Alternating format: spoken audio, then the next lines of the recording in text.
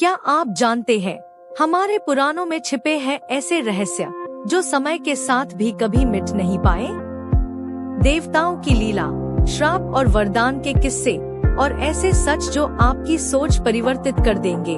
हर कहानी के पीछे छुपा है एक गहरा संदेश। तो आइए इस अद्भुत यात्रा का हिस्सा बनिए। स्वागत है आपका मेरी YouTube channel content creators corner में। बहुत समय पहले की बात है। ऋषि मांडव्य नाम के एक महान तपस्वी थे। वे सत्य और अहिंसा के मार्ग पर चलते थे। अपनी कुटिया के बाहर एक विशाल वृक्ष के नीचे बैठकर वे मौन धारण कर गहरी तपस्या में लीन रहते थे। उनकी आत्मा परमात्मा के ध्यान में इतनी डूबी रहती थी कि उन्हें अपने शरीर या आसपास के संसार का कोई बोध नहीं रहता था। पंछी उनके कंधों पर बैठते और हिरण उनके पास बेझिझक चरते थे। एक दिन राजा के सैनिकों से बचकर भागते हुए तस्कर और उसके साथी चोर ऋषि के आश्रम में जा घुसे।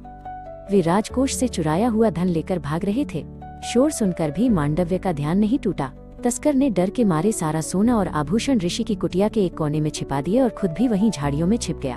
उसके पीछे आ रहे सैनिक आश्रम के द्वार पर पहुंच चुके थे। राजा के सैनिकों का नेतृत्व कर रहे सेनापति ने आश्रम में प्रवेश किया। उन्होंने देखा कि ऋषि मौन साधना में है। सेनापति ने मांडव्य से चोरों के बारे में पूछा, पर ऋषि ने कोई उत्तर नहीं दिया। तभी एक सैनिक को कुटिया के अंदर छिपा हुआ धन मिल गया। सेनापति को लगा कि ये ऋषि ही चोरों का सरदार है जो तपस्या का ढोंग कर रहा है। उसने तुरंत मांडव्य को बंदी बनाने का आदेश दिया। सैनिकों ने ऋषि और चोरों को राजा अधिराज के दरबार में पेश किया। राजा अधिराज न्याय के मामले में बहुत सख्त थे, लेकिन उस दिन उन्होंने जल्दबाजी में निर्णय लिया। बिना ऋषि की सच्चाई जाने उन्होंने आदेश दिया, इस ढोंगी तपस्वी को मृत्यु दंड दिया जाए। इन्हें शूली पर चढ़ा दिया जाए ताकि राज्य में कोई भी धर्म की आड़ में अपराध करने का साहस न करे। सेनापति ने सिर झुकाकर आज्ञा का पालन किया।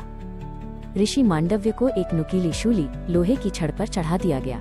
यह एक अत्यंत पीड़ादायक दंड था, लेकिन अपनी योग शक्ति के बल पर ऋषि ने प्राण नहीं त्यागे। वे उस शूली पर भी भगवान का नाम जपते रहे। उनके तप का तेज इतना प्रबल था कि शूली भी उनका अंत नहीं कर पाई। कई दिनों तक वे उसी अवस्था में रहे, जिससे पूरे राज्य में हाहाकार मच गया। जब राजा अधिराज को इस चमत्कार का पता चला तो वे समझ गए कि उनसे भारी भूल हो गई है। वे तुरंत भागते हुए ऋषि के पास पहुँचे और उनके चरणों में गिर गए। राजा ने क्षमा मांगते हुए कहा, हे महात्मन, अज्ञानवश मैंने आपको कष्ट पहुँचाया है, कृपया मुझे क्षमा करें। ऋषि ने राजा को क्षमा कर दिया, लेकिन शूली का एक टुकड़ा उनके शरीर के अंदर ही रह गया, जिसके कारण उनका नाम अणिमांडव्य पड़ गया। इस अन्याय से क्षुब्ध होकर ऋषि मांडव्य यमराज के लोक पहुँचे। उन्होंने न्याय के देवता यमराज की आंखों में आंखें डालकर पूछा, धर्मराज, मैंने जीवन भर कोई पाप नहीं किया, फिर मुझे ये क्रूर दंड क्यों मिला? कर्म के किस विधान के तहत एक निर्दोष तपस्वी को शूली पर चढ़ाया गया? क्या आपका न्याय पक्षपाती है? यमराज ऋषि के क्रोध को देखकर गंभीर हो गए। यमराज ने विनम्रता से उत्तर दिया, ऋषि श्रेष्ठ, ईश्वर का न्याय अचूक है। जब आप बालक थे तब आपने एक टिड्डे की पूंछ में घास की एक तीखी सींग चुभाई थी। यह दंड उसी छोटे से जीव को दी गई पीड़ा का फल है। कर्म का चक्र सूक्ष्म है और वह किसी को नहीं छोड़ता, चाहे वो अनजाने में किया गया कार्य ही क्यों न हो। यमराज ने हाथ के संकेत से उस बालक की छवि दिखाई। मांडव्य और भी क्रोधित हो उठे। उन्होंने कहा, शास्त्र कहते हैं कि अबोध बालक द्वारा अज्ञानता में किए गए कृत्य पाप की श्रेणी में नहीं आते। आपने एक छोटी सी भूल के लिए इतना भयानक दंड दिया। न्याय की रक्षा करने वाले ही जब अन्याय करें तो उन्हें दंड मिलना चाहिए। मैं आपको श्राप देता हूँ कि आपको एक दासी के पुत्र के रूप में मृत्युलोक में जन्म लेना होगा और मनुष्यों के दुखों को भोगना होगा। यमराज ने सिर झुकाकर इस श्राप को स्वीकार किया।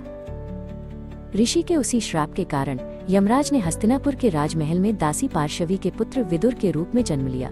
वे कुरु वंश के सबसे बुद्धिमान और धर्मनिष्ठ मंत्री बने। यद्यपि वे एक दासी पुत्र थे और उन्हें कभी वो सम्मान नहीं मिला जिसके वे हकदार थे, फिर भी उन्होंने आजीवन धर्म का साथ दिया और पांडवों का मार्गदर्शन किया।